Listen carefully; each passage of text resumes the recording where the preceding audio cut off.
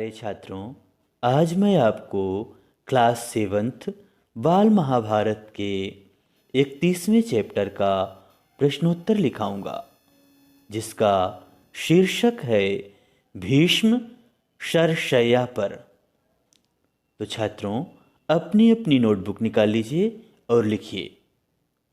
पहला प्रश्न देखिए। पहला प्रश्न है, 10वें दिन के युद्ध में अर्जुन ने किसकी आड़ लेकर किस पर तीर बरसाए?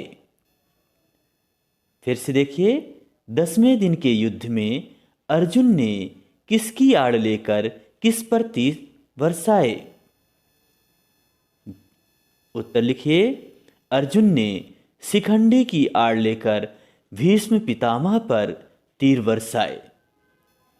अगला प्रश्न देखिए, प्रश्न नंबर दूसरा। भीष्म ने अर्जुन पर क्या चलाया? उत्तर लिखिए। भीष्म ने अर्जुन पर शक्ति अस्त्र चलाया। छात्रों, अगला प्रश्न लिखिए, प्रश्न नंबर तीसरा।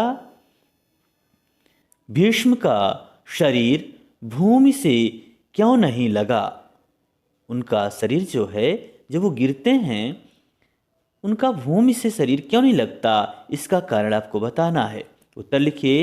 भीष्म के सारे शरीर, जहाँ से लिखा है वहाँ में कर लीजिए, में प्रवेश किए हुए, यहाँ पर हुए थे, अतः भीष्म का शरीर बाणों पर टिककर भूमि से ऊपर ही अड़ा रहा। ठीक, तो इसको सही कर लीजिएगा। भीष्म के सारे शरीर में बाण प्रवेश किए हुए थे, अतः भीष्म का शरीर बाणों पर टिककर भूमि से ऊपर ही अड़ा रहा। अगला प्रश्न देखिए बच्चों, प्रश्न नंबर चौथा। अर्जुन ने पितामह भीष्म को पानी कैसे पिलाया? उत्तर लिखिए।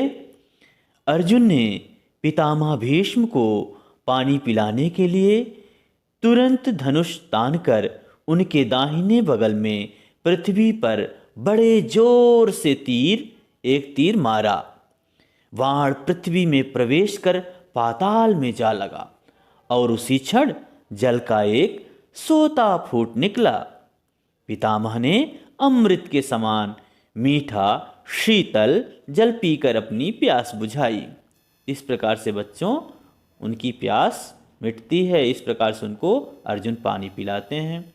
अगला प्रश्न देखिए, प्रश्न नंबर 5वां। भीष्म ने अपना शरीर कब त्यागा, अर्थात उनकी मृत्यु कब होती है? उत्तर लिखिए।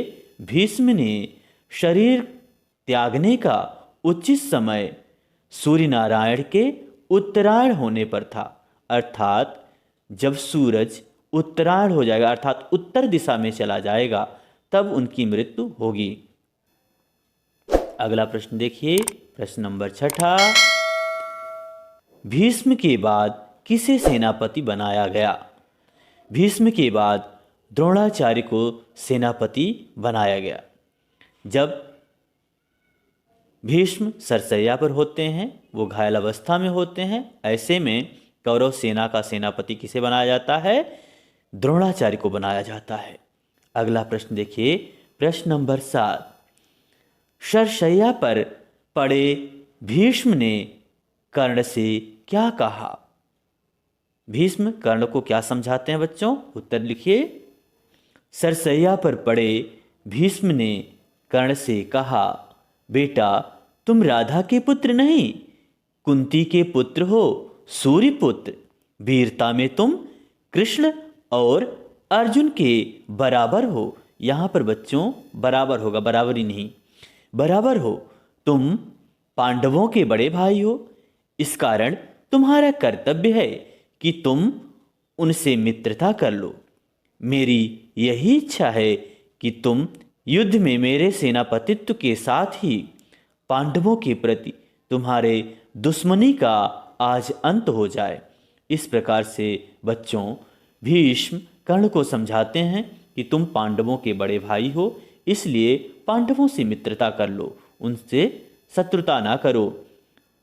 प्रश्न नंबर 8वां देखिए बच्चों, ग्रहमें दिन के युद्ध में दुर्योधन ने द्रोणाचार्य से क्या अनुरोध किया?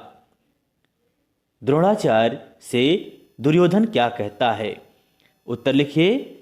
ग्रहमें दिन के युद्ध में दुर्योधन आचार्य के पास जाकर बोला, आचार्य, किसी भी तरीके से युधिष्ठिर को जीवित पकड़कर हमारे हवाले कर देते हमारे लिए उत्तम होगा। वो कहता है कि किसी भी तरीके से आप क्या करें, युधिष्ठिर को पकड़ करके हमारे हवाले कर दी, इस प्रकार से वो कहता है।